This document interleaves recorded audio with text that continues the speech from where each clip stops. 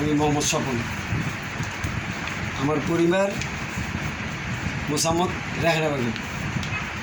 সে আজকে বিগত 12 তারিখে আমার ঘর থেকে কিছু টাকা, আনুমানিক 20 থেকে 22-21 হাজার টাকার মতো, এবং 2 জোড়া কানের জিনিস 2-3-4 আনির মতো সে নিয়ে আজকে 12 দিন যাবৎ উধাও। সে আমার এখানে আজকে আইসা কোনো রকম একটা ডিভোর্সের কাগজ নিয়ে আইসা আমাকে দিয়ে সে আমাকে আরও দেখা নিবে বললে চলে গেছে। আমার লাগে হের লাগে কি অন্য ঝগড়াঝাড়ি হয়েছে না। কেন গেছে? সে কেন গেছে? সে গাঁজা বিক্রি করে, তাকে নিষেধ করা হয়েছে তার জন্য। গাঁজার স্পট বাউনিয়াবাদ, বিবলক, বটতলা। এটা কতদিন ধরে গেছে? সেও আমি জানতাম না, সে অনেক দিন ধরে বলে এটার সাথে লিপ্ত। এখন আমি কিছুদিন ধরে টের পাওয়াতে, জানা শর্তে আমি আমার পরিবারকে নিষেধ করাতে সে এই কাজগুলো করেছে।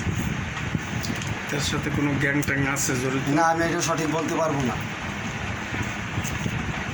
আমার ছেলে মেয়ে আমার ছেলে মেয়ে 2 জন, এক ছেলে এক মেয়ে।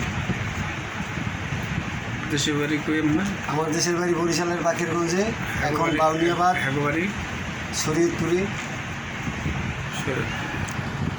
বাউনিয়াবাদ কোন ব্লকে?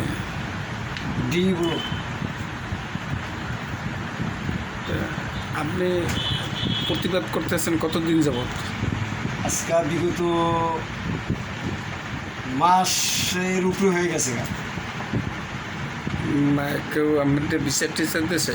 না, কেউ আমাকে কখনো বিচার দেয়নি। তা আপনি চোখে দেখছেন বেশি? হ্যাঁ, আমি দেখছি, প্রমাণ সহকারে দেখছি। পর থেকেই সে আমার সাথে রিলেটস খারাপ করে। সে থাকে ঠিকমতো কথা বলে না, ঘরে খাওয়া দাওয়া হয় না, রান্না বাড়া করে না, কাপড় চোপড় কোনো কিছু করে না, আমার নিজের ঘরের কাজ করে না। সে বলে আমি বাসায় কাজ করি। অবশ্যই সে বাসায় কাজ করে না। যদি কখনো এই বাসায় কাজ করতো, আমার ঘরে অনেক লক্ষ লক্ষ টাকা থাকতো। এরকম আমার একটা বাড়ি যদি থাকতো, আমার পরিবার যদি অবৈধ কাজ করতো, তার নিয়ে যদি আমি সংসার করতাম, এই এলাকায় আমার অনেক বাড়ি থাকতো, হয়তো 2-1টা বাড়ি থাকতো।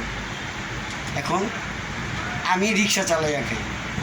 তাই গাঁজা বেচছে টাকা পয়সা করে কি? এটা তো আমাকে দেয় না। এটা তো আমি প্রতিবাদ করছি। আমার তো এটা বেচা লাগবে না কখনো। আমি তো এটার প্রতিবাদ